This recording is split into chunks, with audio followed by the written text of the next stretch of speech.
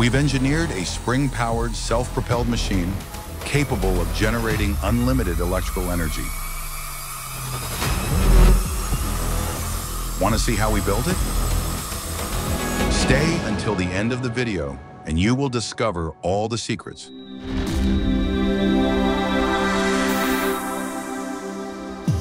V8 spring engine, crankshaft component fabrication. We begin by cutting a steel bar with a diameter of 25 millimeters by 540 millimeters. The ends of this bar need to be machined on a lathe.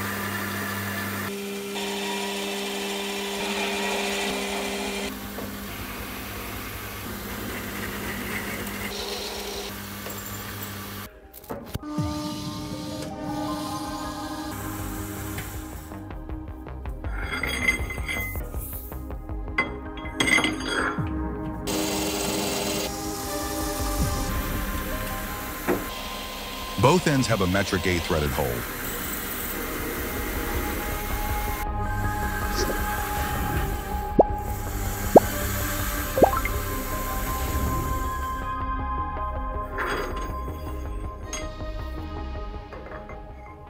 Next, we'll mill a 6 millimeter wide keyway using a milling machine.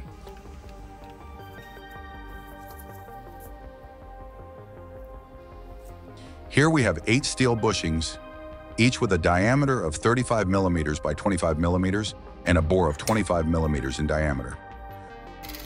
We'll machine a flat surface onto these bushings.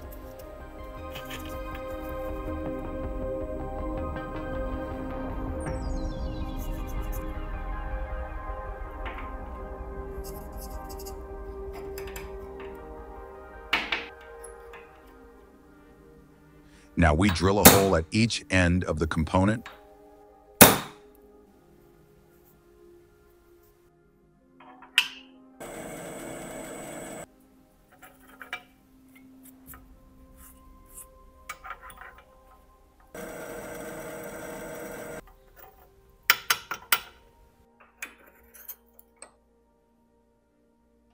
Thread both holes to metric 6.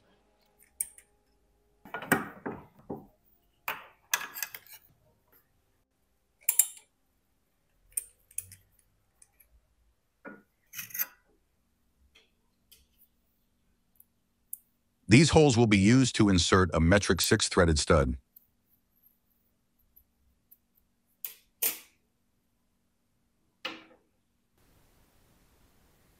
Here we have 8 steel pieces measuring 25 by 25 by 8 millimeters. We'll drill a 6 millimeter hole in each piece.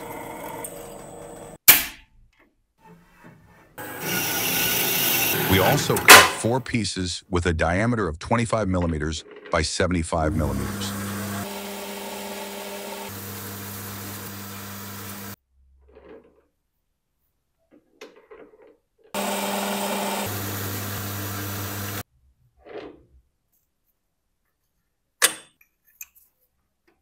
Additionally, we machine a flat surface on each end.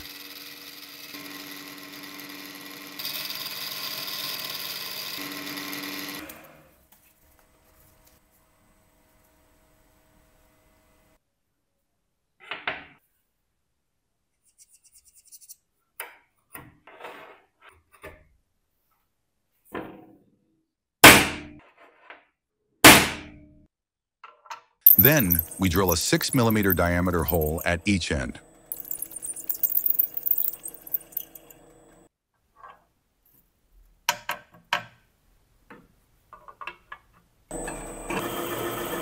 We'll also counterbore this hole to recess the screw head.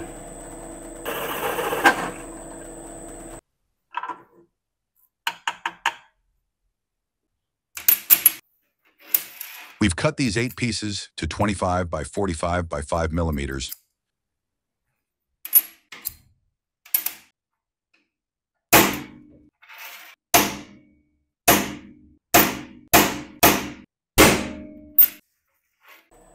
We drill a 6 millimeter hole at one end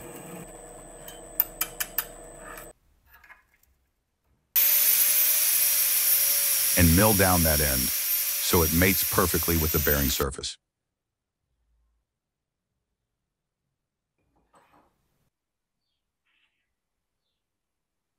Now we insert this bearing into a jig and secure these components with screws.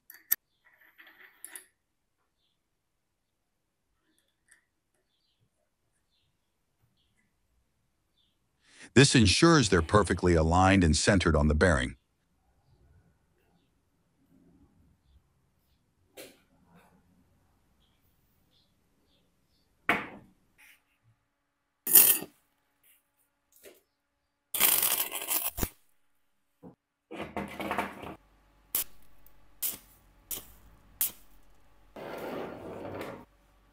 We weld the components to the bearing.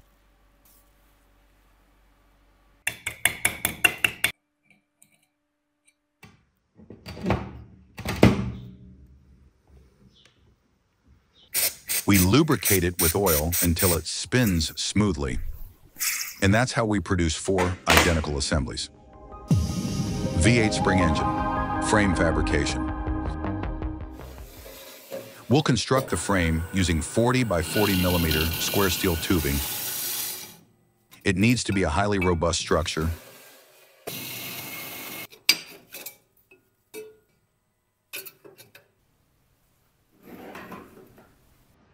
We weld the profiles together.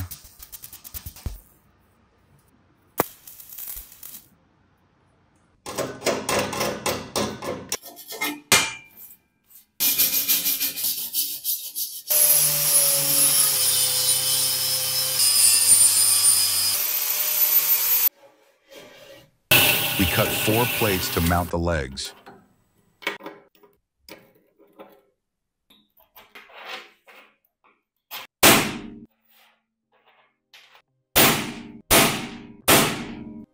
In each plate, we will make a threaded hole of metric 8.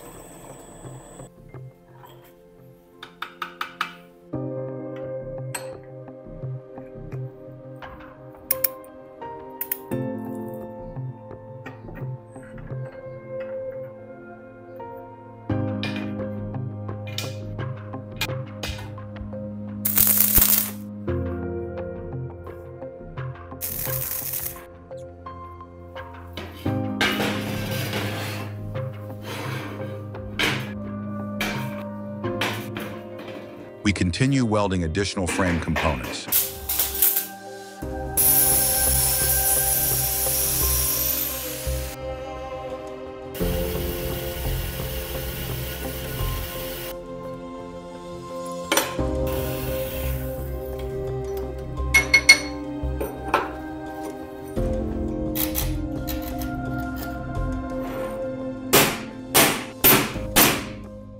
We also fabricate 2 pieces to support the bearings. We will machine a metric 12 threaded hole at each end.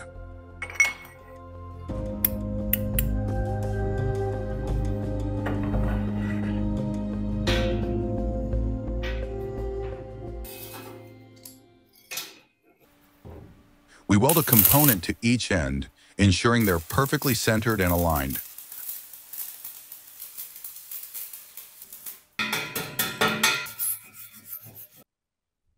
We'll also weld this custom-made piece, which will secure our 1 kilowatt dynamo.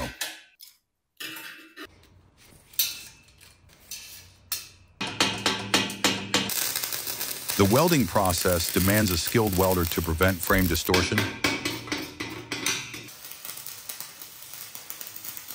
It's critical that the frame is well constructed to avoid crankshaft misalignment and excessive vibration.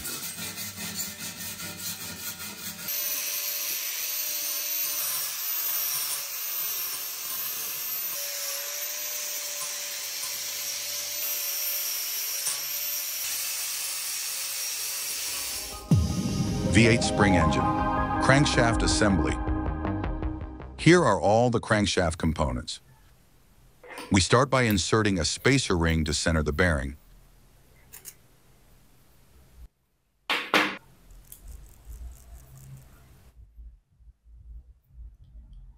We slide this shaft into the bearing and add the second spacer ring.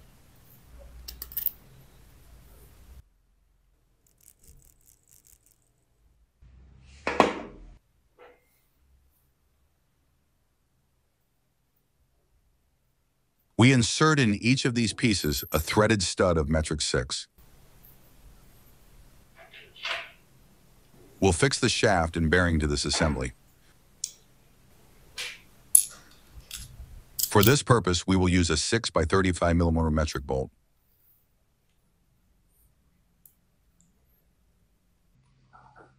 This is how each of these components should look. In total, we'll have 4 identical units. Now we'll assemble all the elements onto the shaft. We will start by inserting the shaft into a UCP 205 bearing. Install this key onto the shaft.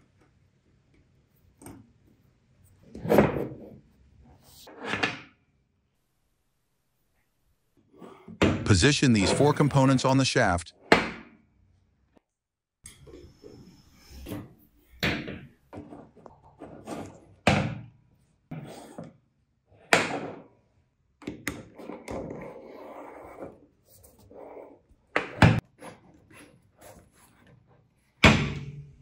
And finally attach the second UCP 205 bearing.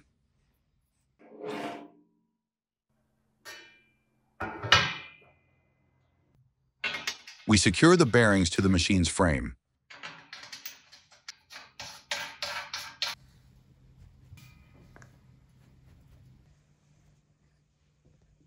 Now we need to precisely distribute and align each of these components on the shaft.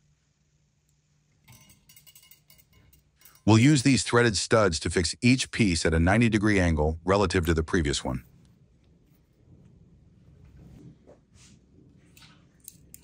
The alignment process must be meticulous. Otherwise, the crankshaft will be unbalanced and vibrate excessively.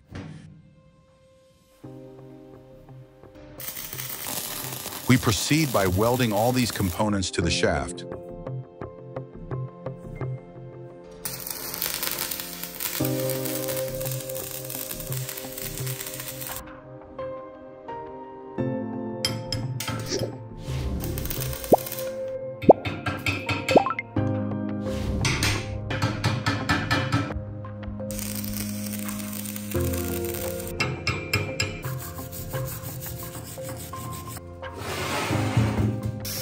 Now we need to cut the shaft in this manner so the bearing can rotate freely.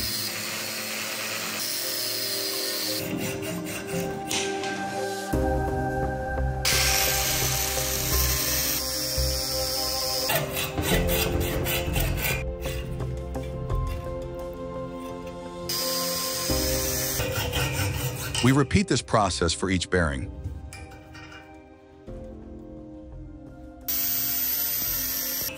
Our crankshaft is now complete.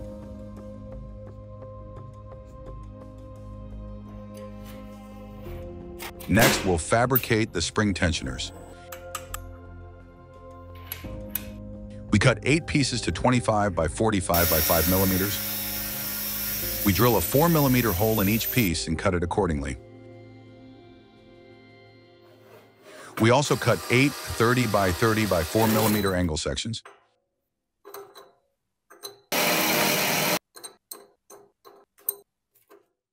Then we weld these 2 pieces together like this.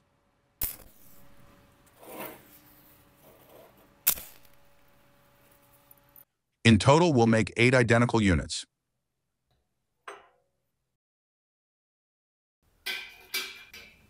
We'll position them centered and aligned on the frame, 4 pieces per side.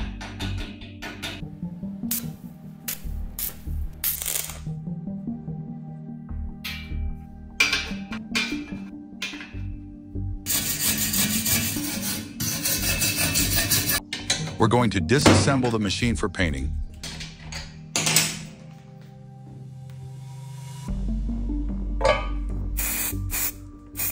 We apply an initial primer coat.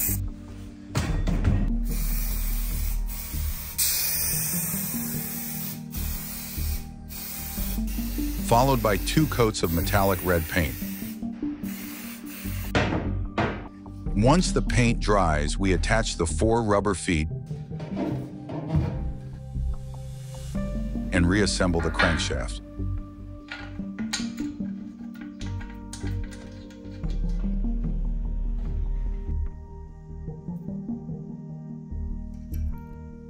We install the key and couple this 30-kilogram flywheel.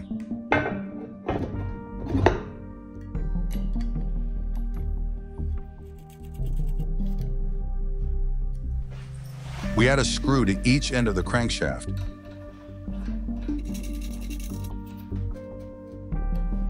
Here are the 8 springs that will power our machine. We proceed by installing each spring in this manner.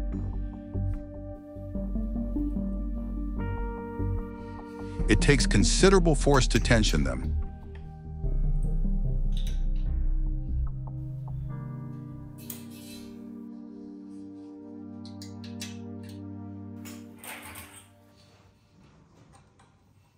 Once all 8 springs are in place, the machine will be ready for its first test.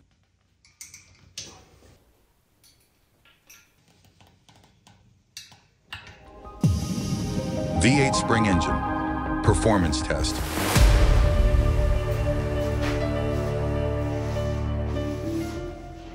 Let's explain how this machine works. When you give the flywheel, coupled to the crankshaft, an initial push, it starts rotating. As the shaft turns, the crankshaft's eccentricities induce linear reciprocating motion in the springs, creating successive cycles of elastic loading and unloading.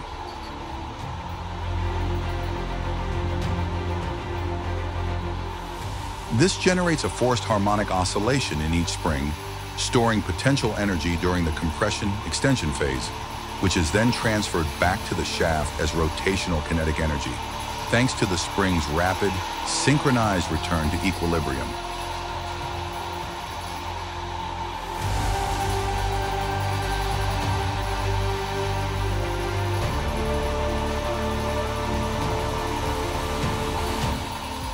The system operates at an oscillation frequency close to the spring's natural frequency, resulting in an energy amplification effect through resonance, minimizing mechanical losses, and maximizing dynamic coupling efficiency. The system's elasticity, combined with the frame's rigidity, ensures a significant portion of the energy stored in the springs is retransmitted to the shaft, reducing the need for external energy input once the cycle begins. If we detension 2 springs, we disrupt the compression-charge extension balance, stopping their rotational motion.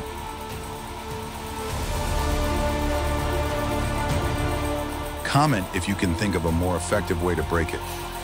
The comment with the most likes will be developed in another video.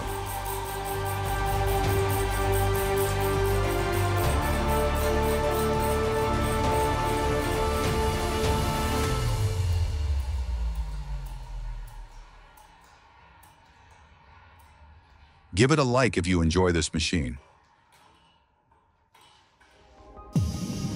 Electrical power generation test. To complete our machine, we'll couple this 1 kilowatt dynamo. Using these components, we'll transmit the flywheel's motion to the dynamo, producing electric current through these cables.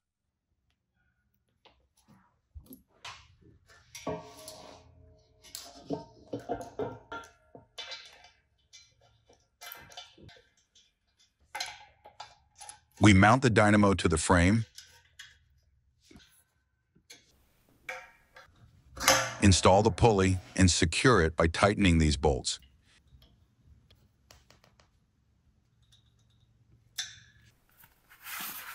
Now, using this drive belt, we connect the flywheel to the pulley. We adjust the belt tension by lowering the dynamo's height. The machine is finished. For the test, we'll use this panel with 8 60-watt bulbs.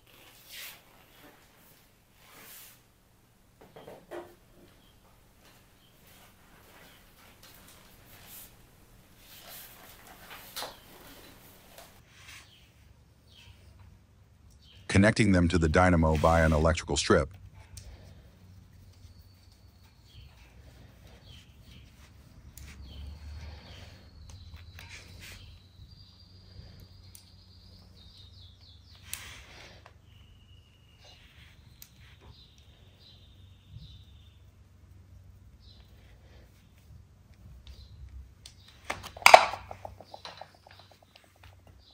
This way, we'll harness the generated electrical energy to light these bulbs.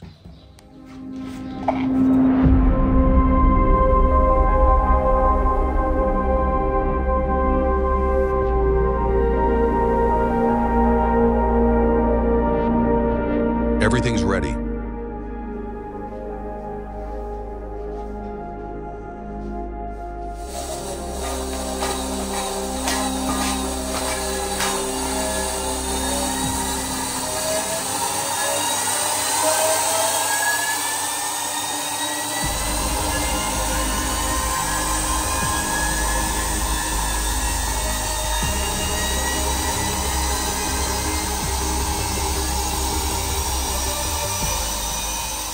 The flywheel's inertia maintains angular momentum despite the magnetic drag from the dynamo.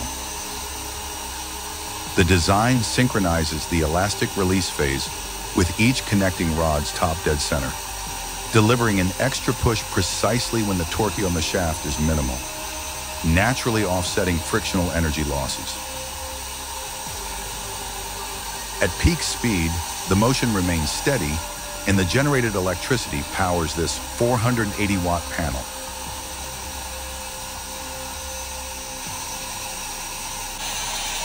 Let's measure the dynamo's output voltage.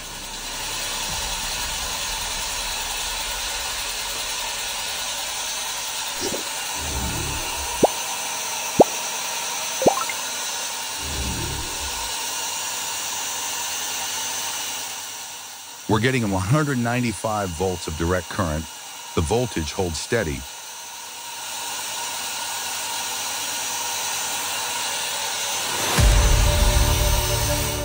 This prototype isn't as efficient or capable of generating as much electrical power as our previous Liberty engine prototypes. But we've proven it works perfectly. We'll include links to our various prototypes in the video description. The machine hasn't lost speed at any point. The springs continue transferring energy to the crankshaft with minimal vibration. But the moment we detension two springs, the system halts.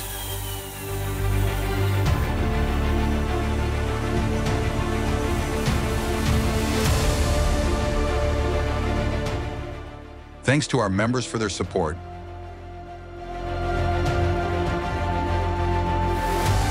Become a member to support our videos.